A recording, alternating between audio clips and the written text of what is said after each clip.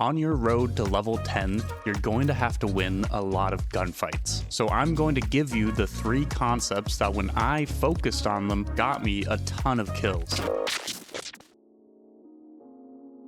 Peeking with purpose is a huge differentiator in how many gunfights you're going to win. So why is it so strong? I'm going to tell you that after I thank SkinsMonkey for sponsoring this video. SkinsMonkey is a trusted automated CS2 trading site. It's super easy to use. All you have to do is pick something in your inventory, check how much it's worth, and then go get something new from the monkey. What's also super nice is the filters you can use to narrow down your searches. You can either use your skins to trade for new ones or deposit money with their 30% bonus offer. This becomes 35% when you use my code Wilson. Please use it. Using my code, you can also get up to $5 for free. Use my code Wilson, link is in the description. Thank you, monkey.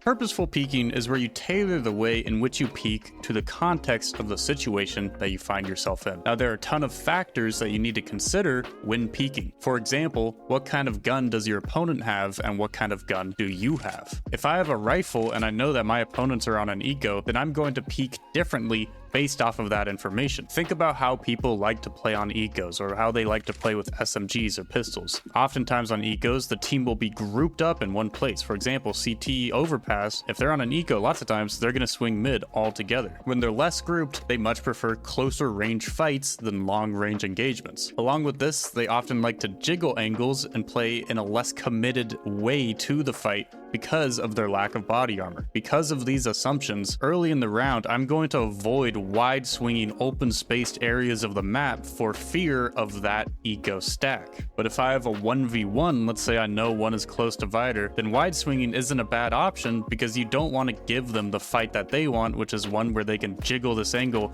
and just try to tap you away with their deagle or 5-7 or whatever they have. I'm also going to try to peek further away from angles to try to maximize the range advantage I have with my rifle over their eco-friendly guns, right? So if this guy has an MP9, he's probably hoping that I swing him close here. That's a much better fight for him. But if I swing him further away from here, this is a much better fight for me because I just have a little bit more range, which favors the AK. Here's another example. If you're pushing short on Ancient and you know that an Opera is holding you pretty close to the angle, I think you should slowly crouch walk peek this angle, which typically isn't a good move against an Opera, but given this situation, I think that it is, and here's why. A number of factors we have to consider here. Number 1, they have an op, so their movement speed is slow. Number 2, they're holding a left eye angle against my right eye peak. And number 3, there's a small distance between me and the Opera. This means that the slower my peak is, the more of an advantage I'll have in seeing the Opera before they see me. This is because right eye versus left eye peaks are made stronger through smaller distances and slower peaks. Now I'm sure you're understanding the point of this section. When you're peeking, you need to consider the context of the situation and how you can peek in the most optimal way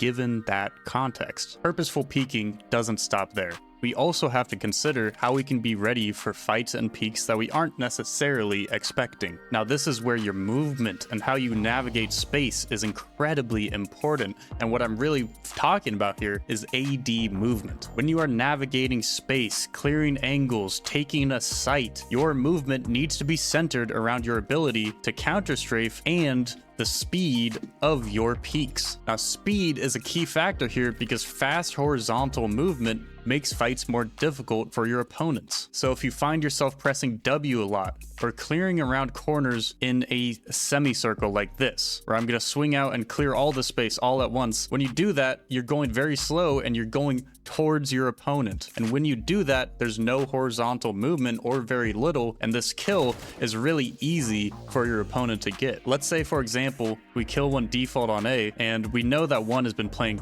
towards con mostly. So we're not necessarily expecting a second guy on A. My movement is going to be centered around the fact that I think somebody's going to swing this jungle smoke over here. It just disappeared, but you get what I mean. So I'm going to be moving horizontally as I'm clearing space, or let's say there's a gap in the CT smoke so that they can jump up on ticket. As I'm swinging towards default, my movement is going to be horizontal to that angle so that I am moving with speed and ready to counter strafe if somebody is there. And then once we clear out through more of sight, right, wherever I think the opponents are going to come from, I'm going to be moving in a horizontal fashion to where I think they are, so that when they see me, I am moving with speed and I am able to immediately counter strafe if I see them. How many kills have slipped through your hands because you see somebody on your screen and then you fucking panic? You insta flick over and you start spraying, start shooting even before your crosshair is within a mile of the opponent, and that forces you to readjust your aim mid spray. So then you're essentially spray transferring onto somebody when you didn't even get a kill before or have to transfer. You're just making the fight incredibly difficult for yourself because you panic. I've done this maybe a billion times, but I've gotten better about it, and here's how. 2 simple methods. Now, I've given this advice in a video before, but I'm gonna do it again. Step 1, go into a DM and practice just headshots, 1-taps. Don't worry about dying over and over, it's gonna happen. But the point here is to train yourself into being accurate, not panicking when somebody appears on your screen, and just focusing on clicking their head, which is what you need to be doing in games. The second method to get rid of panic spraying is to focus on it in real games. So many people focus on their bad habits, working on their aim, working on panic in aimbots and deathmatch and all that, and that's great, but then when they jump into a real game, they just go on autopilot mode and allow themselves to make the same mistake, the same bad habit over and over and over again. So treat games like practice, like focus on these issues in real games, because if you don't do that, you're not going to improve at them. If you don't try to work on the things that you're failing at in game, then you're not going to change your bad habits. So remind yourself constantly in game that you don't have to panic, that you have more time than you think. If I swing this angle and I see somebody, I don't have to immediately start spraying and adjust to them.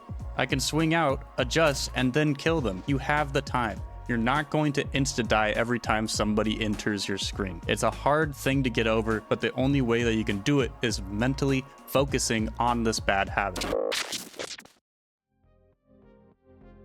So many people stop thinking about crosshair placement at the refrag pre-fire or white crack pre-fire or whatever level. What I'm talking about here is that I peek this on angle here, somebody's standing right there, and they're right in my crosshair. Now that's a great skill to have, right? Everybody needs to be developing that. However, there's so much more to crosshair placement than that rigid view of it. Similar to purposeful peeking, there are a ton of factors that we need to consider when thinking about where should I put my crosshair. 2 general ideas you need to think about with your crosshair placement. Number 1, where is my crosshair placed on the map?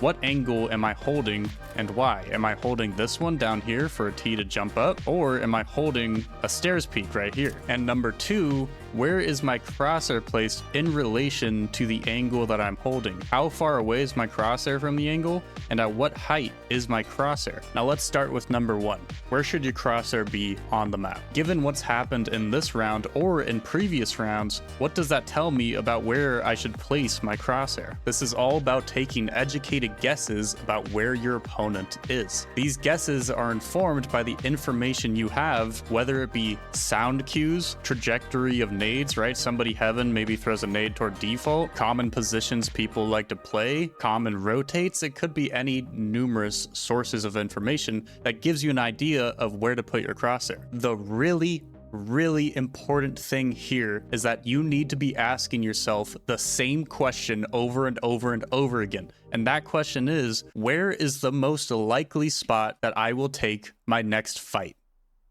It's simple, and I'm sure you understand the concept very well and you're already aware of it, but I bet that you're not doing it nearly enough. This question throughout all of your games needs to be on constant repeat. And when I started doing this, started critically thinking about where is my next fight, repeating that question in my mind over and over and over again, that's when I started winning way more duels because I was ready for way more fights. The second aspect of intentional crosshair placement is covered in my How to Hold Angles video, which is right over there. You should go watch it.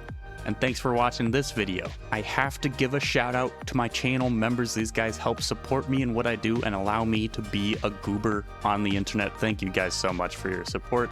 And thank you for watching this video. Please drop a like, do a subscribe. All right, peace out.